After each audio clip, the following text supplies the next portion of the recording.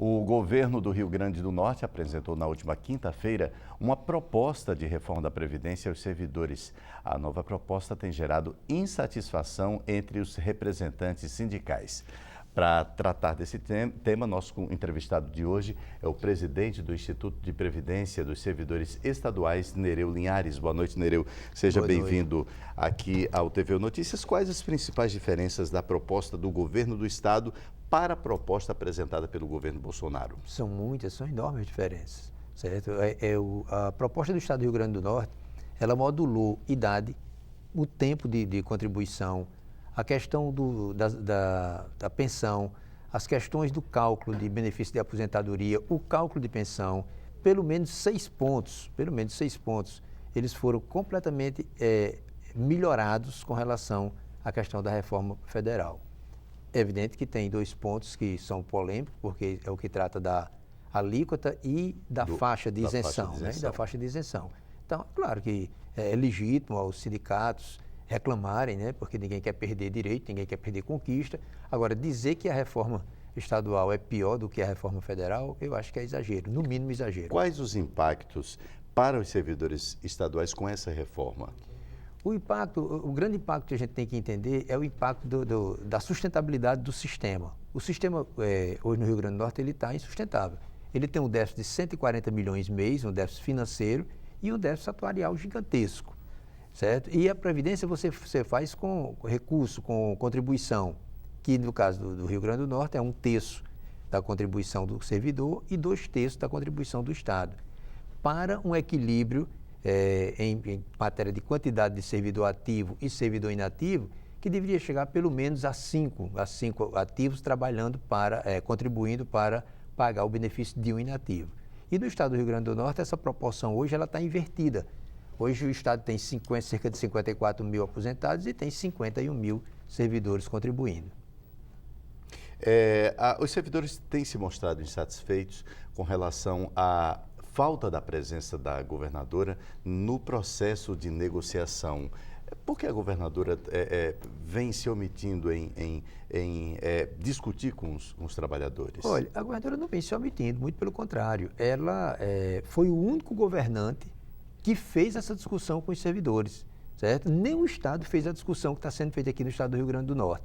E nem o governador, nem o governante em qualquer outro tipo de negociação, negocia direto, senta numa mesa para discutir com categorias ou com quem quer que seja, né? Essa exigência que está sendo colocada por alguns sindicatos, para mim ela é estranha, ela soa como estranha, porque a equipe que está negociando, em primeiro lugar, essa equipe está negociando com o aval da governadora, sob a administração dela, certo? Ela é informada constantemente de qualquer detalhe, certo? E ela inclusive opina, certo? Então não tem nenhuma razão para essa exigência.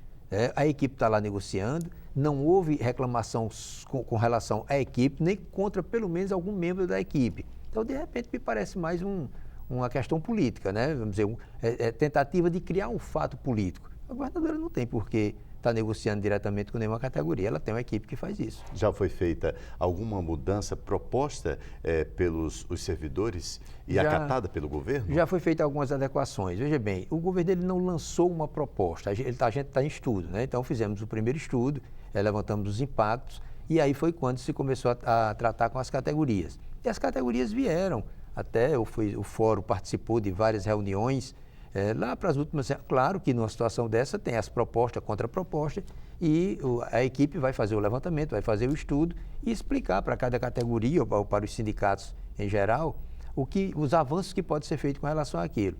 É óbvio que numa situação dessa você nunca vai chegar a um consenso da primeira ordem. Esse projeto ele vai ser enviado para a Assembleia e lá vai ser um outro fórum de debate também. Mas algumas sugestões, os sindicatos demoraram a entregar algumas sugestões.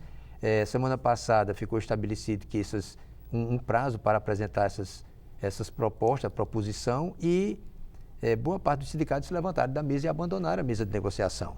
Então, ontem que os 4 ou 5 sindicatos que estiveram presentes apresentaram algumas propostas que estão em estudo para a gente responder isso até amanhã. Em suma, essa reforma era inevitável. A reforma ela é extremamente necessária. A reforma ela tem 2 situações que a justifica. A primeira, ela é necessária E a segunda, ela é obrigatória. Eu vou até falar um pouco aqui a questão da obrigatoriedade dos dois. A obrigatoriedade, começando por ela, embora você não encontre no texto da reforma, da emenda constitucional número 103, que foi aprovada a nível nacional, você não encontre nada lá que diga que é obrigatório o Estado fazer, mas você tem lá o artigo 167, tem um inciso lá, acho que o inciso 13, onde ele diz que os Estados que não estiverem adequados, com a sua previdência adequada, ou seja, equilibrada financeira e atuarialmente, o Estado terá o CRP suspenso, que é o Certificado de Regularidade Previdenciária. Esse certificado, ele é documento essencial, indispensável para qualquer processo de liberação de convênio, liberação de empréstimo e outras receitas. Então, isso tornaria inviável o Estado. Isso com relação à questão da obrigatoriedade.